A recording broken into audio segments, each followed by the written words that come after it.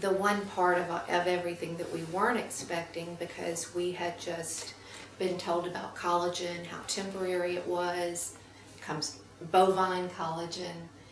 So we found out after the fact with the surgery that he had been injected with something that's called Alloderm, which is actually, that's meant to be permanent.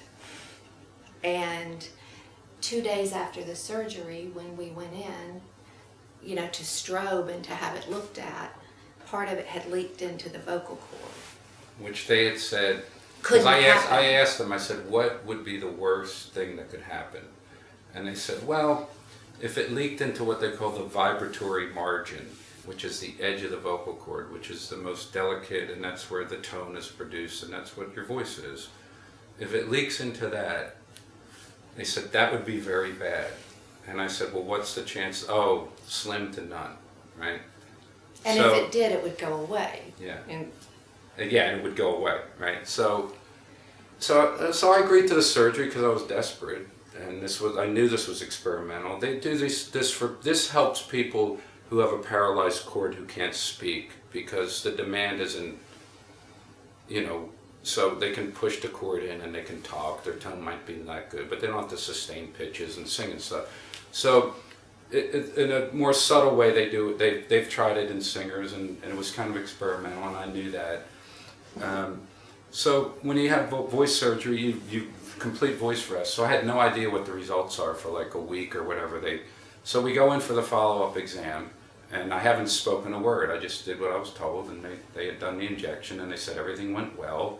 They even showed us a post-op picture where the cords looked great, and they were kind of fuller and closer together, which is what we wanted.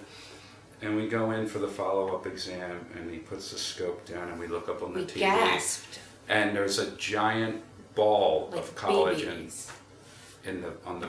right on the edge of the vocal cord where you don't want it. And I was like, and I'm talking, and I sounded like a robot.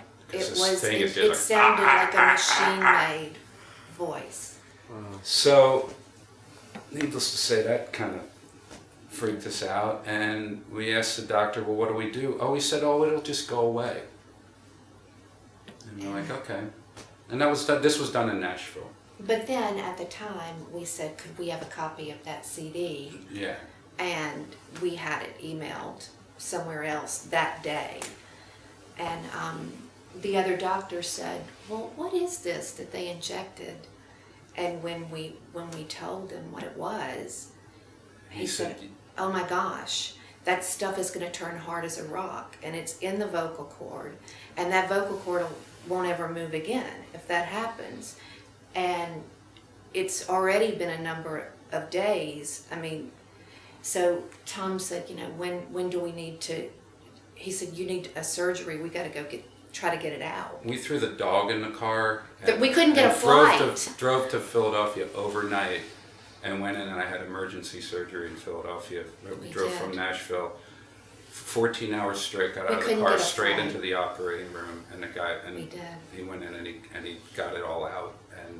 But he said, thank God you jumped in the car exactly when you did, because he said there were spots that had already started to harden, so had we not, and we couldn't get a flight, so it was 5 o'clock in the afternoon. Yeah, it wasn't working out. We didn't pack. We grabbed some clothes and the dog and drove straight to the hospital. Dropped the dog off at my sister's and went straight to the hospital. It was really traumatic.